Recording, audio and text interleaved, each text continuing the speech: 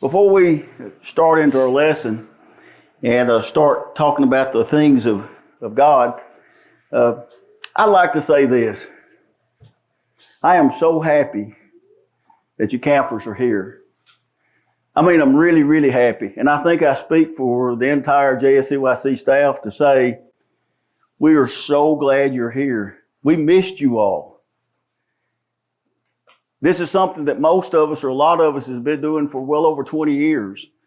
And not to get to see you all, not to get to see your faces, it was really a discouraging year, but it makes this year greater. It really does. And I want you all to remember, as we do JSCYC 2021, there'll only be one of those. You all are special. There's only going to be one JSCYC 2021. But you're special another way. Since we vacated last year or missed last year, it will be like camp starting over. Y'all can almost see yourself as the first year of camp in the 20s. Now, I don't know how you say that, but you know it goes 2020, 2021, and I'll take off my socks and shoes and we'll count all those in a minute. But y'all are the first ones of that group. And you will be setting the tone for every camp that comes after, since you really are starting a new camp. And we thank you for being here. For the longest, I don't know if it started with Brother Donald or Brother Edward, but the saying is, camp is about the campers. And it is about you. We want this to be the best week of your life. We really do. And we want you to have the opportunity this week to be able to enjoy yourselves, to spend time meeting new people, to have time to be around those that want to do the right thing, to be around those where our week is centered around God, and understand that it's a really good time to be here. So again, I thank you all for being here, and I really do appreciate it. It really makes me happy. It almost makes me as happy as the new job I got in the kitchen this year. Did y'all hear about that? They told me if I'd work in the kitchen, it was all you can eat. And so I went to work in the kitchen. And then after I did, they told me everybody can have all you can eat. So I didn't know that I was making a deal that I didn't know about. But anyway, let's talk about this lesson here. Now, this requires a little bit of participation, okay? A little bit of audience participation. So how many here has ever started a new school or went to a new school you hadn't been to before? Come on. How many of you have ever started a new school that you hadn't been to before? I see some people that's 17 years old and they don't have their hand up, so I guess they're still in the first grade, best I can tell. Longest 18 years of your life, right? Pretty much. All right, you can put them down. But now we've got another question. How many of you all have ever wondered about how do you get to the classroom that you're going to be in that new school? How many of you? Yeah. Now put your hands down, but keep them ready. Keep them loaded. How many of you were just a little bit worried about knowing how to get where you were going or knowing how to get to that classroom? Yeah, come on, be honest. Yeah. So I want to tell you, my first 2 years of school, I went to what I call the University of Pleasant Shade. It was no problem to find my class. There was only 3 classrooms in the whole school. First, second, and third grade was all on the first class as you went in the door. You couldn't miss it. So I didn't have any problem at the first 2 grades. But then after that, I went to a whole different school in a different county. And I went to a school called Fairlane. And I'd never been there before. And my biggest worry was, how am I going to know in this big old school that's probably got 20 classrooms and I've never been there? And as I walked through the front door, there was this guy that came up to me, and he's been a lifelong friend since then. But he came up to me, and maybe he had a little bit of problem speaking clear, and he says, "Are you the new boy in school?" And I looked at him. I didn't know him, but I said, "I am." He said, "Let me show you to your classroom." And off we went to my classroom. And he showed me the way to my class. Well, a few years later, it was time to start another school, and that was Central Elementary. What was I worried about when I was ready to start school at Central Elementary? Finding my classroom, exactly. I worried about finding that classroom. Big school, lots of rooms. But it was made easy because somebody told me how to get to my class. In the first instance, somebody showed me how to get to my class. In this situation, somebody told me how. They said, "Go down to the hall, straight down the hall. Miss Pettigo's room is the last room on the right. That's your room." That was pretty easy. And that's what I did. Later on, I started school. Wait a minute, I'd already started school. Later on, I went to college. There were some years there I don't remember. But anyway, later on, I went to college. And I went to Tennessee Tech in Cookville. How many people know that school? How many? So it's a pretty big place. Even 432 years ago when I went there, it was a pretty big place. And I thought, how am I ever going to figure out where to go to class and how to get there? And so, turned out, guess what? They had a map. They had a map of the campus and this piece of paper that was attached to the map that told you all the buildings that I had classes in, and then it listed the building and the classroom number and what floor it was on.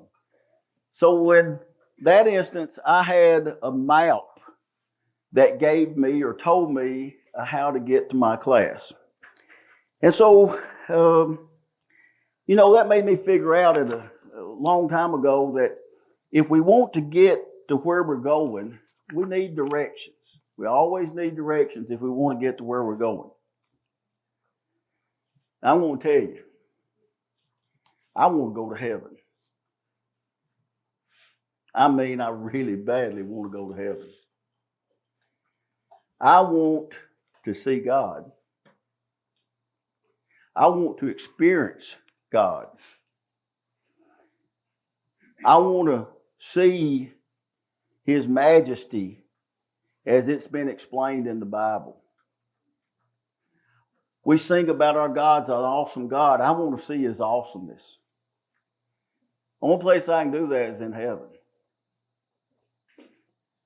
I want to see angels. How many here wants to see an angel?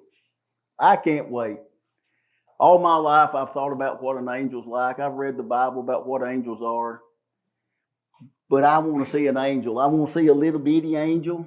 I want to see a real big angel. I want to see a middle-sized angel. It's going to be spectacular. I want to go to heaven because I want to see Jesus.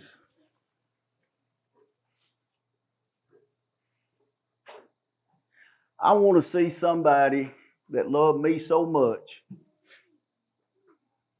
that not even knowing me not even being born yet,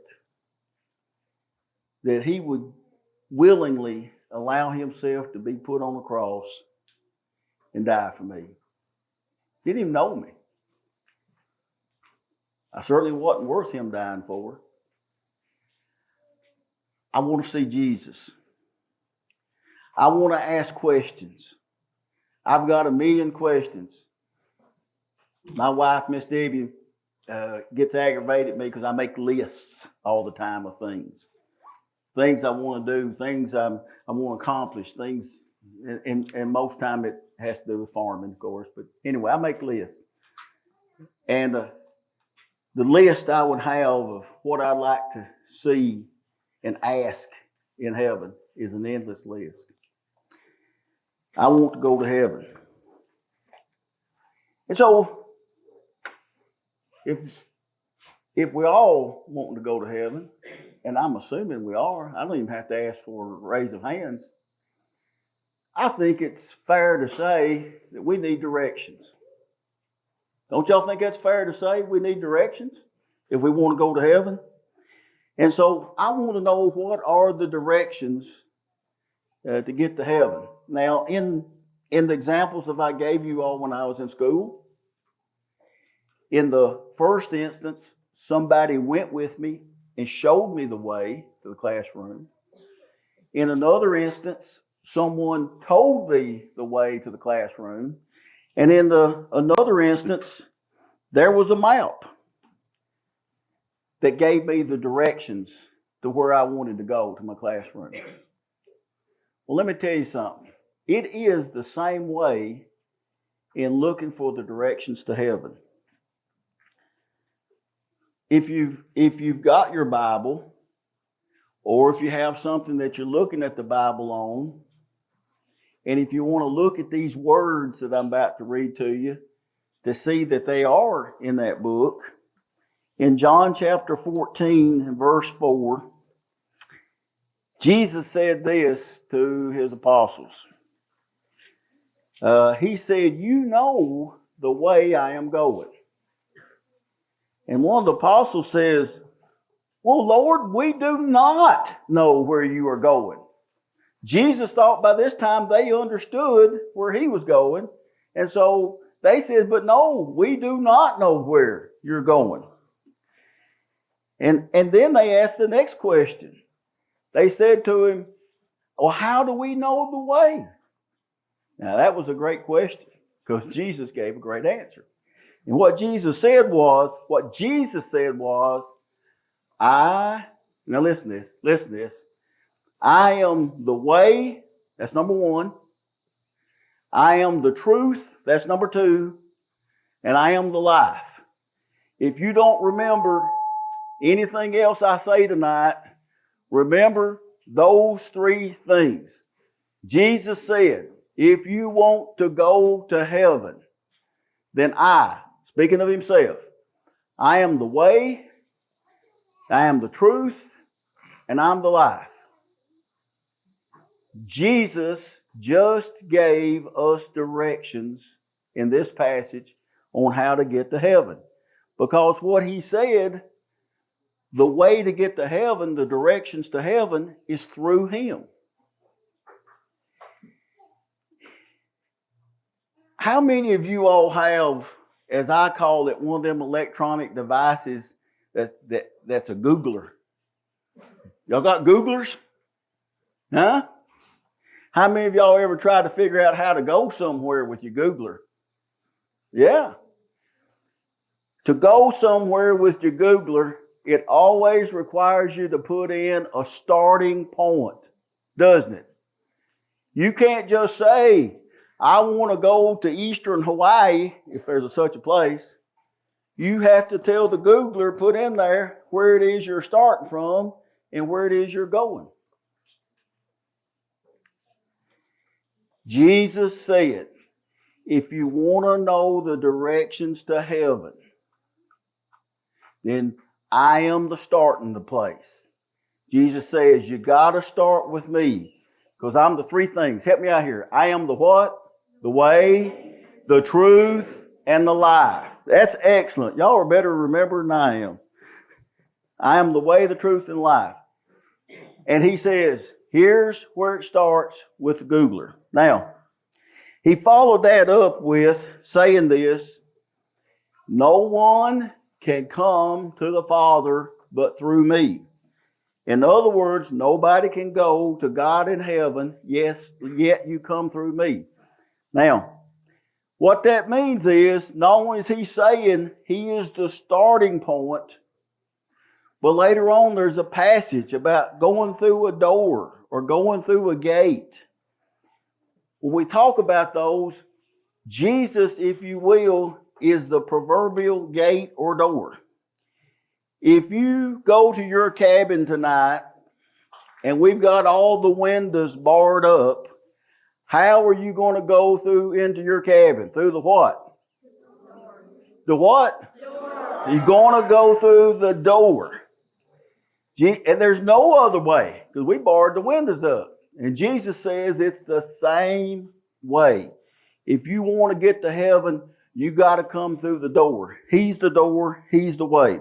Now, after he explained that direction to get to heaven, he mentioned another little direction that, if you will, builds on that. Because in Acts 4:12, he said, there is salvation to no one else. There is salvation through no one else.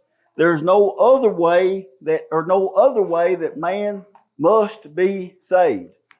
Now, so Jesus, as the directions to heaven, says a couple of things. One, it's a must. If you don't go through him, you cannot be saved. Number two, Jesus says, I'm the only way to be saved. Number three, he says there's no exceptions. No exceptions. He's the only way. It doesn't make any difference what we want. There's no exceptions. You know, remember how you didn't study for that test? And you got that failing grade? And you were hoping that the teacher would let you do some makeup work so you wouldn't fail? And the teacher says, no exceptions. No exceptions. That's the only way you're going to get a passing grade, is pass that test. Same way Jesus, no exceptions. Not only is there no exceptions, but he makes it clear about exclusivity. That's a big old word. But what does exclusivity mean? It means not only is he the only way, but it applies to all of us. There's not one way for you, and there's not one way for me. There's not one way for you, there's not one way for me. There's not one way for you, there's not one way for me. It's the same way. It's the only way. It's what he says. And he also says this. When he says, I am the way, the truth, and the life, when he says truth, he's saying it's the only truthful directions. Because, young folks, there are people that are not bad people. Maybe they mean the best. But they could just mislead you about what the truth is. They could just possibly mislead you about what is the true way. With Jesus, he says there is no other. That's the only way. Now, the next thing I want to talk to you about is, does the Bible provide a map of directions? Remember when I went to college at Tennessee Tech, they gave us a map. Does the Bible provide a map? Yeah, I think so. How many here has ever went on a treasure hunt? Any of you? There's been several of you. I've been on a treasure hunt or two. Miss Debbie likes to go mining. We went mining for diamonds in Arkansas, for crystals in Arkansas, for something in Florida, and we didn't know there's mines there. I didn't. We go treasure hunting. If you go treasure hunting, what do you normally need? You need a what? Starts with M. A map. You need a map, don't you? You need, most of the time, every movie we ever see, you know, there's always this thing about having a map, and everybody's wanting to get their hands on the map. Because you got to have a map. Whoa, here, come here now. This one got away. It's a tough one. And you know, so you got to have the map. And you know, it strikes me that that's appropriate for heaven. And the reason it's appropriate for heaven, because you know in Matthew chapter 6 and verse 20, we're told to lay up or put up or save our treasures in heaven. The trip to heaven is like a treasure hunt. If you go on a treasure hunt, you need a map. If you're going to go to heaven, you need a map. Now, let me say this. A moment ago, we had a technical glitch in the songs. And when that technical glitch occurred, everybody went silent. Electronics does that sometimes. Sometimes electronics will fail us. I want you to think about this. Sometimes there are certain maps that will fail us. How many of you have one of these? Come on, let's see your hands. You see this map right here, these directions right here? Never fail you. One time, me and Miss Debbie and the boys, we were out in the middle of Colorado or Arizona or somewhere, and I was driving down the road, and I was looking at that map. I had this big old wide map because I didn't have a Googler machine. And I had this big old wide map out there, and I was looking at it, and I said, I'm taking this road. And Miss Debbie says, I don't know about that road. That don't look like much of a road. And the further we went, she might have been a little right. But I said, it shows it on this map that this is a shortcut to Chinley, Arizona. If we just go right through here like this. When there was a little grass growing in the middle of the road, she kind of said, this may not be right. And I said, oh, honey, this is an Indian reservation. They have a lot of roads like this. We're on Navajo Indian Reservation. They don't have all paved roads through here. And then when all of a sudden the grass was real high in the road, she kindly said, I think we need to turn back. So you see, the map, that map was wrong. The map found in the Bible is never wrong.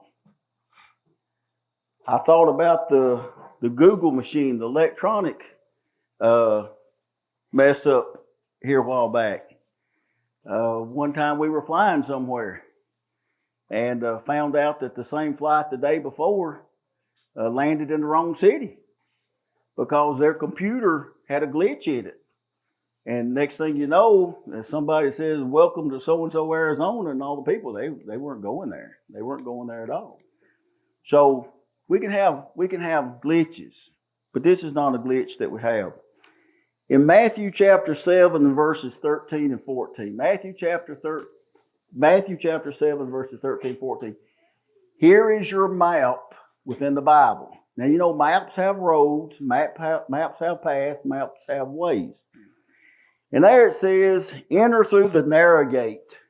Enter through the narrow gate. Remember I said gate a while ago? Christ. It's got to start with Christ. But once you get through that gate, the gate is small and the way is narrow that leads to life. So there is a map in the Bible, and it talks about this narrow road if you want to go to heaven. And it talks about going through this narrow gate before you get there. But then if you move on a little further, it says in Matthew 7:21 that not everyone who says, Lord, Lord, will enter the kingdom of heaven, but it is he who does the will of my Father who is in heaven will enter. So this map says stay on this road, keep following this same road, keep following this narrow road, and that's your directions to heaven.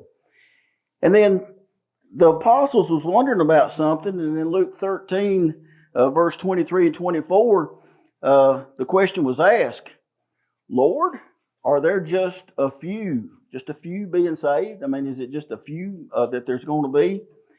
And Jesus answered them, and he gave them another map again. He said, strive to enter the narrow door. Strive to enter the narrow door. Now, this is important. When he said strive, it meant it's not enough to know the directions. It's not enough to just see the directions, but you have to make an effort to follow the directions. If you're driving down the road and somebody says turn right and you run right past the right turn, those directions are useless. But if you're driving down the road and directions say turn right, you turn right, you're on the right path. Well, here he said strive. That means that you've got to really take action. And so what I want you to get from this just for a second is that these passages I've just read, as they talk about directions, as they talk about a map as found in the Bible, these are the things we need to understand. Those directions are specific. In fact, in that first passage I read you, it talked about there is another road. It did talk about a broad road, but that's not the road to heaven. In fact, it says broad is the way that leads to destruction. That's not heaven. Destruction is not heaven. But these instructions that I just read, they're specific. They're uniform. Uniform means they're the same. Always the same. They're continuing. They don't change. They've not changed since Jesus first spoke those words. None of us was born then, but it's the same. God's not changed His map. Map never changes, stays the same. It's uniform. It's continuing. It takes multiple steps. If you put in that Google machine how to get from here to Nashville, it doesn't say take a right and you'll end up in Nashville, does it? That's not how it says. It gives you all these different turns, all these different steps. The Bible provides those steps, those turns, those twists, where to turn, where to move, what to do here, what not to do there. And this passage says that it's exclusive. And again, when I say exclusive, young folks, it means, I say young folks, I'm 62 young folks. It means that we all only have one path. We're all the same. It don't make any difference how old you are, how young you are. It doesn't make any difference how much money you don't have, how much money you do have. It don't make any difference if you're a boy or a girl. It don't make any difference if your hair is long or short. The same directions apply to all of us. Third thing I want to talk about. I said that when I was heading to school, there was 3 different ways that somebody gave me directions how to get there. And the last one I said was the first one I talked about. Somebody showed me the way to my classroom. I want to talk to you about in the Bible where somebody showed somebody the way to heaven. If you were listening to John William as he read our scripture earlier, you might have been a little familiar with that. You might have heard that a little bit before. But it's in the book of Acts, and it's in chapter 8. So if you've got a Bible or an internet machine or whatever you call those things, you could look on there, and it would tell you there in Acts chapter 8, and I'm going to look at about verse 29 in just a second, but I don't hardly want to go there yet. But let me tell you what's happening here. There is a feller that has come a long ways. I mean hundreds of miles. And he's came up to Jerusalem to worship. And when he left home to come to Jerusalem, he probably didn't know. He probably didn't know about Jesus. But when he got to Jerusalem, everybody was talking about Jesus. I mean, everybody was talking about Jesus. And so this fella, who had a good heart, well-meaning, God-fearing fellow, he was sitting in his car, if you will. In those days, it was a chariot. It was drawn by a horse, a donkey, or whatever. But it was like a car. It'd be just like us sitting in a car. And y'all know what he was reading? He was reading the old Bible. He reached back here to Isaiah. Or people up my way say he was reading from Isaiah. And as he was reading from Isaiah, it was talking about the Christ. It's talking about Jesus.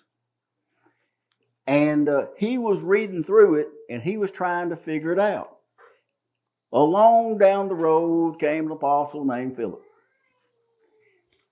God sent him that way. He had business to do. And what I want you to see is, in these verses that we're going to look at here at the end, is Philip and this fellow, who we call the Ethiopian, or the Ethiopian eunuch, they showed us the way to get to heaven. They wrapped it up. So how did they show us the way? How did they do that?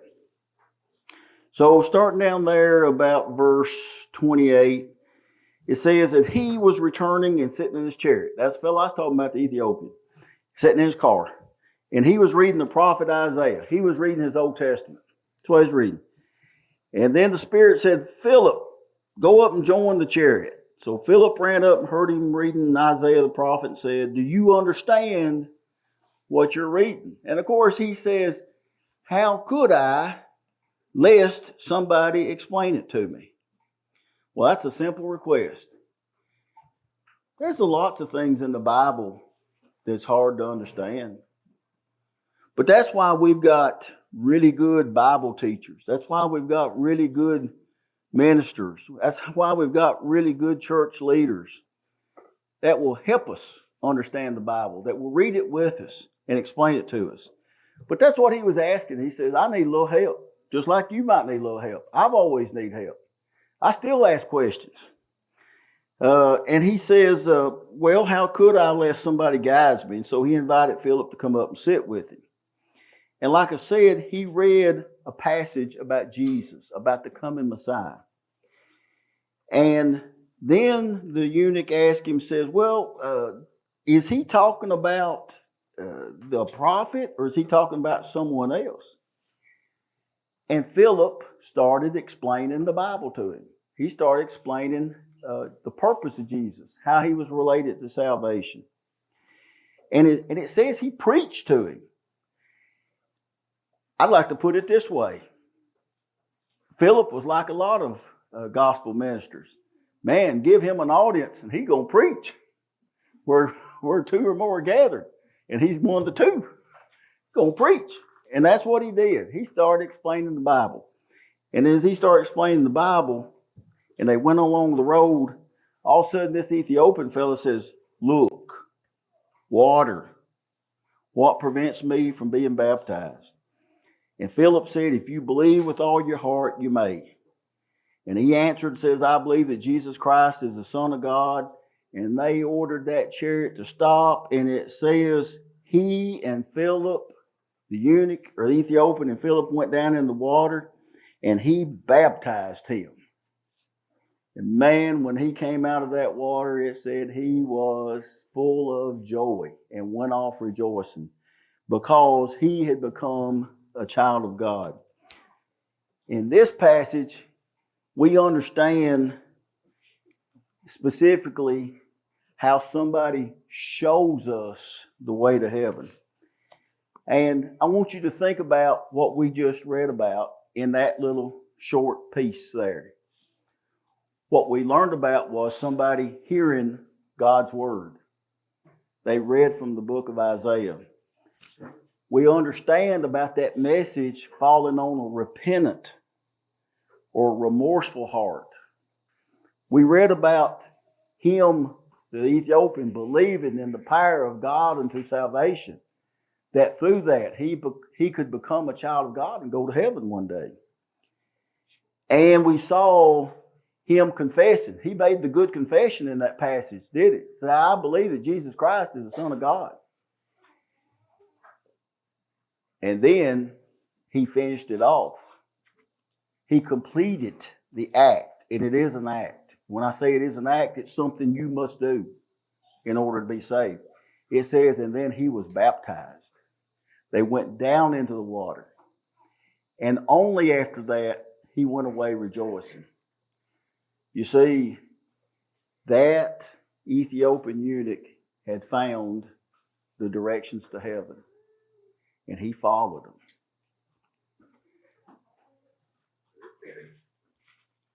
Same directions that he followed, I have followed, many here have followed.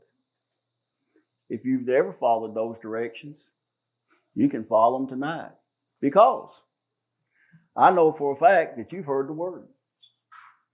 And I know for a fact that not only hearing the word, but once that word settles on good hearts and you know the right thing to do, you do it. And I also know that you understand confessing Jesus as the Son of God. And you see that metal thing right there? There's water under there. There's water. So the question really is the same one that the Ethiopian asked.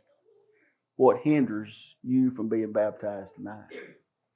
Well, if that's something that you choose to do, if that's something that you believe you need to do, if that's something that you want to do, if that's something through study that you've realized it's your time to find the directions to heaven, we can do that very thing tonight. Now, I want to mention this too.